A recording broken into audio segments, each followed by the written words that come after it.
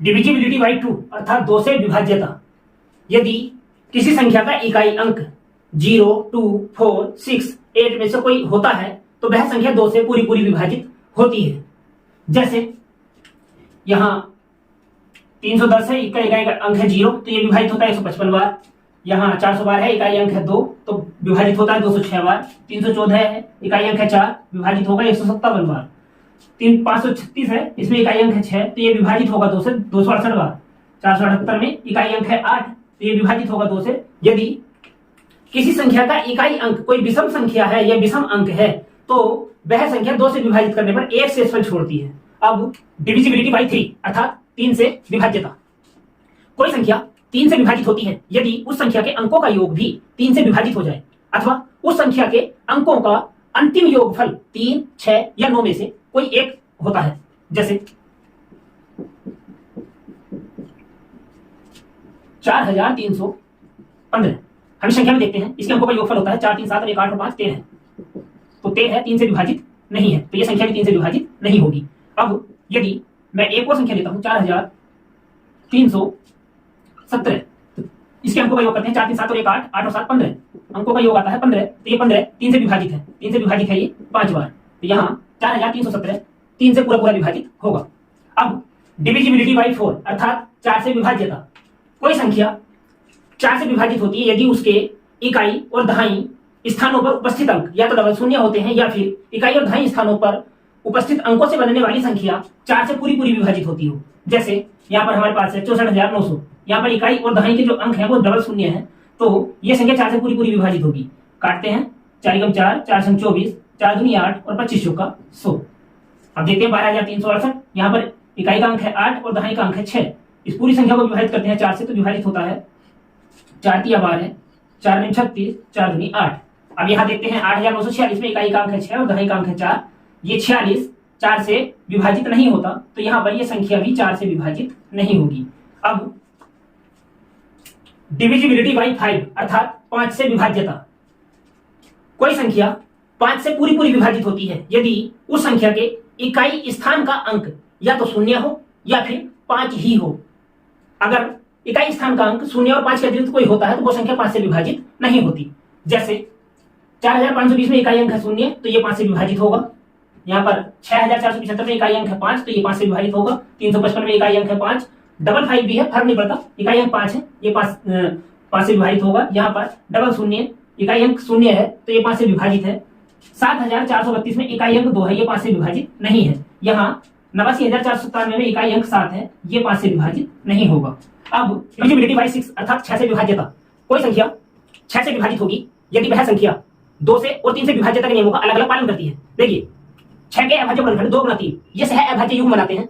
इस प्रकार कोई संख्या जो अपने इकाई स्थान पर 0 या कोई सम अंक रखती है वह संख्या 2 से पूरी पूरी विभाजित होती है और संख्या के अंकों का योग 3 से पूरा पूरा विभाजित होता है तो वह संख्या 6 से विभाजित होगी। जैसे यहाँ पर हम देखते हैं 4530, यहाँ पर जो इकाई अंक है वो 0 है अर्थात ये 2 से विभाजित का नियम का पालन करता है। अब देखते हैं संख्या के अंकों का योग 4, 5, 9 और 3 12 है। 12 3 से पूरा पूरा विभाजित होता है अर्थात ये संख्या 6 से पूरी पूरी विभाजित होगी। अब आगे देखते हैं 67,416, यहाँ पर संख्या का इकाई अंक 6 है अर्थात ये संख्या 2 से पूरी पूरी विभाजित होगी। अब संख्या के अंकों का योग करते हैं 6 7 13, 13 4 17, 17 1 18, 18 और 6 24 अर्थात जो 24 है वो 3 से पूरा पूरा विभाजित होता है, मतलब ये संख्या भी 6 से पूरी पूरी विभाजित होगी।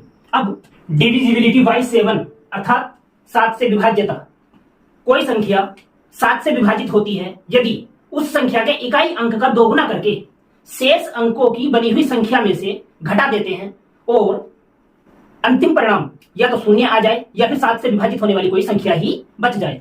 जैसे यहाँ पर हम देखते हैं 3787, यहाँ पर इकाई का अंक है 7, इस 7 का हम कर देते हैं दूना तो होता है 14 और 14 को हम 378 में से घटाते हैं, 8 में 4 जाता है, बचेगा 4, 7 में से गया 6 और यहाँ पर 364। अब यहाँ पर इकाई का अंक होता है 4, इस 4 का फिर 2 गुना करते हैं और शेष बची हुई संख्या में से घटाते हैं तो घटाने पर यहाँ पर हमें बचता है 28। अब ये 28 7 से पूरा पूरा विभाजित होता है अर्थात 3787 ये 7 से पूरा पूरा विभाजित होगा।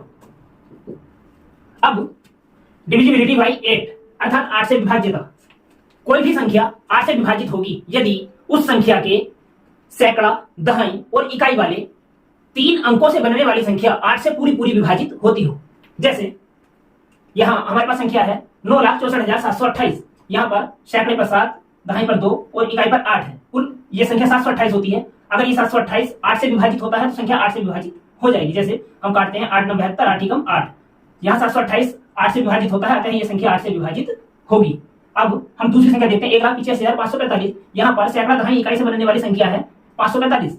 हम इसे 8 से काटते हैं, 8 48, यहाँ 8 अट्ठे 64, एक शेष आता है। तो यह संख्या 8 से विभाजित नहीं होती, क्योंकि इसमें 545 8 से विभाजित नहीं होता। अब डिविजिबिलिटी बाय 9 अर्थात 9 से विभाज्यता।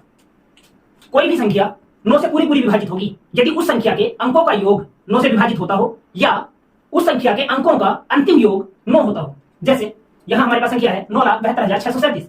इस संख्या के अंकों का योग करते हैं 9 7 16 2 18 6 24, 24 27 और 7 34। 34 9 से विभाजित नहीं होता। इस संख्या के अंकों का अंतिम योग आता है 7, अतः हम कह सकते हैं कि यह संख्या 9 से विभाजित नहीं होगी। अब दूसरी संख्या देखते हैं 7,72,637। इसके अंकों का योग करते हैं 7 दूनी 14, 2 16 6 22 3 25 और 7 32। 32 9 से विभाजित नहीं होता और अंतिम योग आता है 5, अतः यह संख्या भी 9 से विभाजित नहीं होगी। अब हम तीसरी संख्या को देखते हैं 7 2 9, 9 2 11, 11 6 17 3 20 और 7 27। अंकों का योग आता है 27 जो 9 से पूरा पूरा विभाजित होता है 3 बार, और 7 और 2 को जोड़ते हैं तो आता है अंतिम योग 9, अतः यह संख्या 9 से विभाजित होगी, किंतु यह संख्या 9 से विभाजित नहीं होंगी। डिविजिबिलिटी बाय 10 अर्थात 10 से विभाज्यता। कोई भी बड़ी से बड़ी संख्या 10 से विभाजित होगी यदि उस संख्या का इकाई अंक केवल और केवल शून्य होता हो। शून्य के अतिरिक्त यदि कोई अंक उपस्थित है इकाई में तो वो संख्या 10 से विभाजित नहीं होती है। जैसे यहां 230, 450, 680, 760 इन सभी के इकाई अंक शून्य है, तो ये सभी 10 से विभाजित हैं। और यहां पर 321, 435, 672, 837 इनमें इकाई अंक शून्य नहीं है, तो ये कोई भी संख्या 10 से विभाजित नहीं होगी। अब डिविजिबिलिटी बाय 11 अर्थात 11 से विभाज्यता। कोई भी बड़ी से बड़ी संख्या 11 से विभाजित होती है यदि उस संख्या के विषम स्थानों पर उपस्थित अंकों का योग और सम स्थानों पर उपस्थित अंकों के योग का अंतर या तो शून्य हो जाए या 11 हो जाए या 11 से विभाजित होने वाली कोई संख्या हो जाए। जैसे हम यहां पर देखते हैं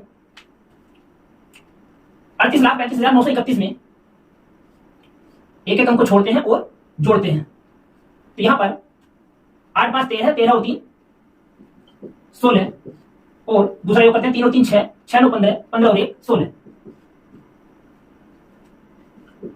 विषम स्थानों का अंकों का योग भी 16 है और सम स्थानों का अंकों का योग भी 16 है, और इनका जो अंतर आता है वो आता है शून्य। अर्थात इस शून्य के होने से हमें पता चलता है कि ये पूरी संख्या 38,35,931 11 से विभाजित होगी। अब डिविजिबिलिटी बाय 12 अर्थात 12 से विभाज्यता। कोई संख्या 12 से विभाजित होगी यदि वह 3 से विभाज्यता और 4 से विभाज्यता इन दोनों नियमों का अलग अलग पूर्णतः पालन करती है। जैसे यहां पर हमारे पास संख्या है 81,504।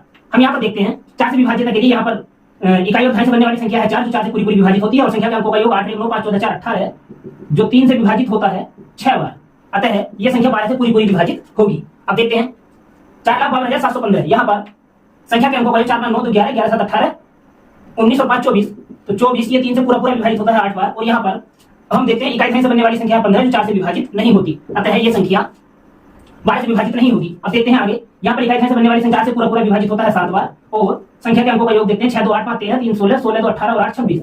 ये 26 3 से विभाजित नहीं होता, जब नहीं होता तो ये संख्या भी 12 से विभाजित नहीं होगी। अब कोई भी संख्या 13 से विभाजित होगी यदि उस संख्या के इकाई अंक का 4 गुना करके शेष अंकों से बड़ी संख्या में से जोड़ते हैं और जोड़ने पर प्राप्त योगफल पूरा पूरा 13 से विभाजित हो जाता है। जैसे यहां पर हमारे पास संख्या है 12,311, 12,311 में जो इकाई अंक है इसका हम करते हैं 4 गुना, तो इसका 4 गुना करने पर आता है 4, और इसे हम जोड़ते हैं तो जोड़ने पर प्राप्त होता है हमें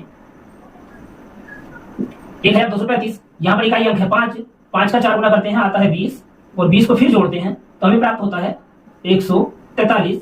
अब यहां इस 3 का 4 गुना करते हैं और 4 गुना करके जोड़ते हैं शेष बची हुई संख्या में से, तो हमें प्राप्त होता है 26, और ये 26 13 से विभाजित होता है 2 बार, अतः 12,311 ये पूरी संख्या 13 से विभाजित होगी। अब डिविजिबिलिटी बाय 14 अर्थात 14 से विभाज्यता। कोई भी संख्या 14 से विभाजित होगी यदि वह एक सम संख्या है और 7 से विभाज्यता के नियम का पालन करती है। जैसे यहां पर हमारे पास संख्या है 5,28,192, तो यहाँ इकाई का अंक 2 है, अर्थात ये एक सम संख्या है। अब 7 से विभाज्यता का नियम कहता है कि इकाई के अंक को 2 गुना करो और शेष अंकों की संख्या में से घटाते जाओ। तो यहाँ पर इकाई का अंक 2 का 2 गुना करते हैं, होता है 4, घटाते हैं तो बचता है 52,815। अब इकाई का अंक है 5, इसका 2 गुना करते हैं और घटाते हैं तो यहाँ बचता है 5,271। फिर इकाई का अंक है 1, इसका 2 गुना करते हैं और घटाते हैं तो बचता है 525। यहाँ पर इकाई का अंक है 5, 2 गुना करते हैं और घटाते हैं तो आता है 42, और ये 42 7 से विभाजित होता है 6 बार। ओके, तो हम कह सकते हैं कि 5,28,192 14 से पूरा पूरा विभाजित होगा। अब डिविजिबिलिटी बाई 15 अर्थात 15 से विभाज्यता। कोई भी संख्या 15 से पूरी पूरी विभाजित होगी यदि उस संख्या का इकाई का अंक 0 अथवा 5 में से कोई एक हो और वह संख्या 3 से विभाज्यता के नियम का पालन करती हो, अर्थात उसके अंकों का योग पूरा पूरा 3 से विभाजित होता हो। जैसे यहां पर हमारे पास संख्या है 2,45,205। यहां पर जो इकाई का अंक है वो 5 है और संख्या के अंकों के योग को देखते हैं, 2, 4, 6, 5, 11 तो 13, 13 और 5 18। ये 18 3 से विभाजित होता है 6 बार। अतः हम कह सकते हैं कि यह संख्या 15 से विभाजित होगी। अब यहाँ दूसरी संख्या को देखते हैं, यहाँ पर इकाई अंक है 0 और संख्या के अंकों का योग 5, 1, 6, 2, 8, 3, 11, 4, 15। ये 15 विभाजित है 3 से 5 बार, अतः ये संख्या भी 15 से पूरी पूरी विभाजित होगी। अब डिविजिबिलिटी बाई 17 अर्थात 17 से विभाज्यता। कोई भी संख्या 17 से विभाजित होती है यदि उस संख्या के इकाई अंक का 5 गुना करते हैं और 5 गुना करके शेष अंकों से बनी हुई संख्या में से घटाते हैं, और घटाने के बाद जो प्राप्त शेषफल होता है वह या तो 0 हो जाए या 17 हो जाए या 17 से विभाजित होने वाली कोई संख्या हो जाए। जैसे यहाँ पर हम देखते हैं 75,157। यहाँ पर इकाई का अंक है 7, 7 का 5 गुना करते हैं और होता है 35।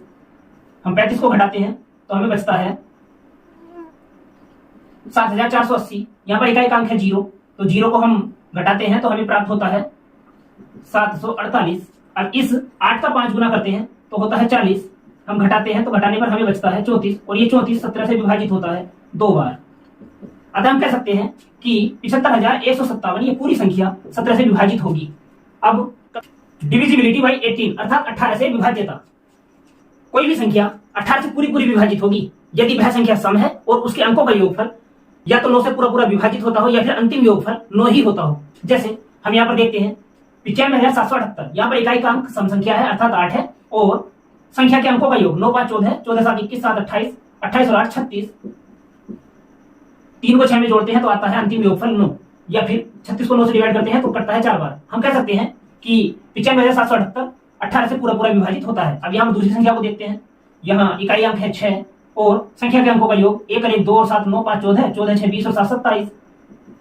27 9 से विभाजित होता है 3 बार, या फिर 27 के अंकों का योग आता है 9। तो हम कह सकते हैं कि यह संख्या भी 18 से पूरी पूरी विभाजित होती है। अब देखिए 20 में इकाई का अंक 0 और दहाई का अंक 2 होता है, कुल 2 अंक होते हैं। तो हम यहाँ पर देखते हैं कि जिस संख्या के इकाई और दहाई से बनने वाली संख्या में या तो दोनों 0 हो या फिर इकाई दहाई से बनने वाली संख्या 20 से पूरी पूरी डिवाइड हो, तो वह संख्या पूरी ही 20 से डिवाइड होगी 16 और 15,740 में। अब 25 से विभाज्यता के लिए 25 में इकाई का अंक 5 और दहाई का अंक 2 अर्थात कुल 2 अंक होते हैं। तो यहाँ पर भी हम 2 अंकों को ही देखते हैं कि इकाई और दहाई के अंक या तो 0 हो या फिर इकाई और दहाई से बनने वाली संख्या 25 से डिवाइड होती हो। जैसे यहाँ पर 25 से डिवाइड होने वाली संख्या है 75 और यहाँ पर दोनों अंक 0 है, तो ये दोनों की संख्याएं 25 से डिवाइड होंगी। अब 125 में देखते हैं इकाई में 5, दहाई में 2 और सैकड़ा में 1, कुल 3 अंक होते हैं। तो हम संख्या में देखते हैं कि उसके या तो तीनों अंक इकाई दहाई और सैकड़ा में 0 हो या फिर इकाई दहाई सैकड़ा के तीनों अंकों से बनने वाली संख्या 125 से पूरी पूरी डिवाइड होती हो, या फिर इकाई और दहाई के अंक 0 हो और सैकड़ा में कोई ऐसी संख्या उपस्थित हो कि तीनों अंकों की संख्या 125 से पूरी पूरी डिवाइड हो। तब हम कह सकते हैं कि ये तीनों ही संख्याएं 125 से पूरी पूरी डिवाइड होंगी। अब बताओ निम्न में से कौन सी संख्या है जो 20, 25 और 125 तीनों से विभाजित होगी।